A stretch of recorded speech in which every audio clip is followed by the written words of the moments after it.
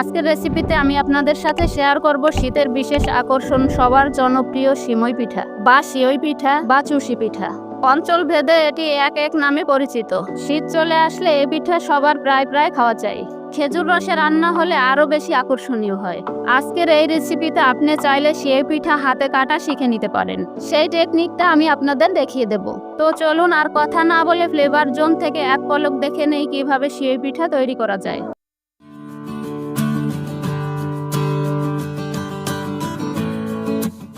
এর জন্য আমি নিয়েছি 1 কেজি ভাইটাল আতপ চাউলের গুঁড়া। আপনারা চাইলে যে কোনো ধরনের আতপ চাউল দিয়েই করতে পারেন, তবে ভাইটাল আতপ চাউলে খুব ভালো একটা ঘ্রাণ থাকে, এই জন্য এই পিঠা বেশি মজা হয়। শুরুতেই আমি গুঁড়িগুলো সিদ্ধ করে নেব। বসিয়ে দিচ্ছি একটি কড়াই। 1 কেজি চাল সিদ্ধর জন্য দিয়ে দিচ্ছি 1.5 লিটার পানি। পানিতে দিয়ে দিচ্ছি পর্যাপ্ত লবণ। এবার পানি ঢেকে দেবো, অপেক্ষা করব বলক আসা পর্যন্ত। পানিতে বলক চলে আসলে এর ভিতরে গুঁড়িগুলো দিয়ে দিচ্ছি। গুঁড়িগুলো কড়াইয়ে দিয়ে শুরুতে আমি নাড়বো না, শুধু এরকম 2-3টা ফাঁকা করে দিব যাতে নিচে পানি উপরে উঠে আসে। এরপরে ঢাকনা দিয়ে ঢেকে দেব। 3 থেকে 4 মিনিট পর ঢাকনা তুলে হালকা নেড়ে মিশিয়ে দেব। সিমই পিঠার গুঁড়িগুলো একটু বেশি সিদ্ধ করতে হয়, এটা রুটির মতো সিদ্ধ করলে হয় না। সিমই পিঠার ডোটা রুটির থেকে একটু বেশি সিদ্ধ করতে হয়, তা না হলে সিমই পিঠা কাটতে সমস্যা হয়, রান্নাও ভালো হয় না। এভাবে ঢাকনা দিয়ে 2-3 বার ঢেকে দিয়ে ভালোভাবে গুঁড়িগুলো সিদ্ধ করে নিতে হবে।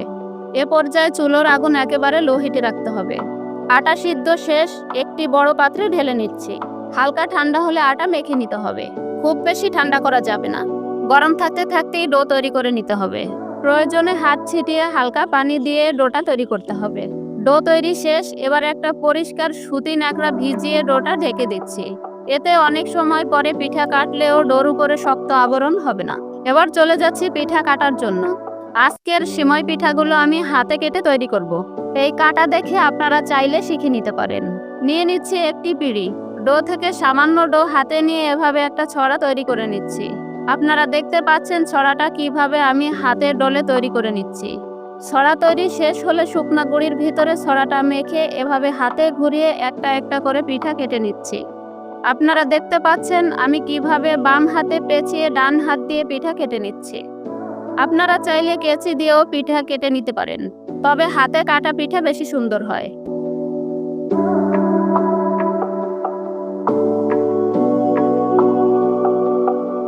আমার পিঠাগুলো বানানো শেষ। আপনারা দেখতে পাচ্ছেন আমার পিঠাগুলো কত সুন্দর হয়েছে।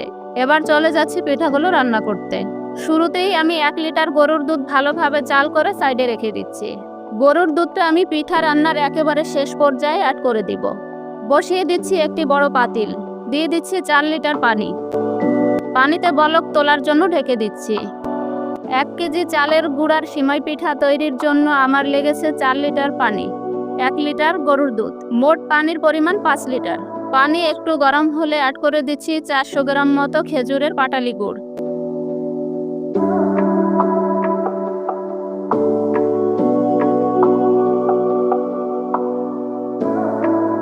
গুড় দিয়ে পাতিল ঢেকে দিচ্ছি। পানিতে বলক আসার জন্য অপেক্ষা করব। পানিতে বলক চলে আসলে কিছু পানি তুলে নিচ্ছি চিনি গুলিয়ে দেওয়ার জন্য। আজকের রান্নার জন্য আমি নিয়েছি লাল চিনি। লাল চিনি বেশি ভালো, কিন্তু চিনির ভিতরে কিছু ময়লা আর ক্ষুদ্র ক্ষুদ্র আখের খোসা থাকে, এজন্য আমি চিনিটাকে গুলিয়ে ছাঁকনি দিয়ে ছেঁকে দিয়ে দেব। এখানে আমি 4 কাপ চিনি নিয়েছি। চিনির পরিমাণটা আমি শুরুতে একটু কমই দেব, কারণ আমি পিঠা রান্নায় কনডেন্স মিল্ক ইউজ করব। কনডেন্স মিল্ক পর্যাপ্ত চিনি, তাই শুরুতে আমি একটু চিনি কমই দেব। এবার চিনির পানিটা ছাঁকনি দিয়ে ছেঁকে দিয়ে দিচ্ছি। এ পর্যায়ে দিয়ে দিচ্ছি পরিমাণ মতো লবণ। মিষ্টি জিনিসে লবণের পরিমাণ একটু কমই দিতে হয়। এবারে দিয়ে দিচ্ছি কনডেন্স মিল্ক। আমি একটি কনডেন্স মিল্ক পুরোটাই দিয়ে দিচ্ছি। একটু সময় নিয়ে পিঠার রসটা জাল করে নিচ্ছি। লাল চিনি আর খেজুর পাটালি দুটো মিলে ঘ্রাণে একাকার।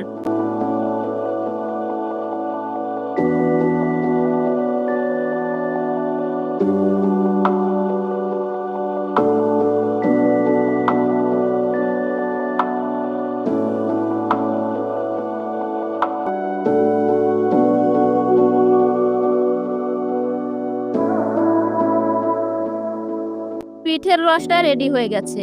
এবার দিয়ে দেবো পিঠাগুলো। পিঠাগুলো আমি একবারে দিয়ে দেব না, কিছু পিঠা দিয়ে 30 সেকেন্ড অপেক্ষা করব।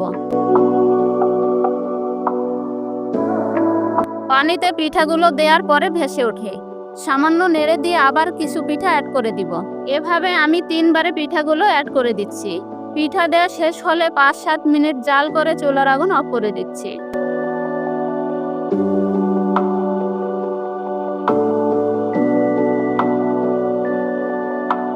প্রথমে বেশি লিকুইড মনে হলেও ঠান্ডা হলে ঘন হয়ে যাবে।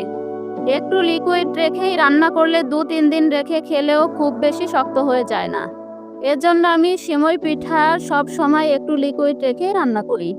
এই পিঠা আপনি নর্মাল ফ্রিজে রেখে 4-5 দিন খেতে পারবেন। আজকের পিঠা রান্নায় আমার মোট লেগেছে দুধ সহ 5 লিটার পানি। অসাধারণ সব রান্না পেতে সবসময় পাশে থাকুন। আমার আজকের ভিডিওটি ভালো লাগলে ভিডিওটিতে লাইক দিয়ে দিন। চ্যানেলটি এখনও যারা সাবস্ক্রাইব করেননি তারা আমার ফ্লেভার জোন চ্যানেলটি সাবস্ক্রাইব করে সবসময় পাশে থাকুন।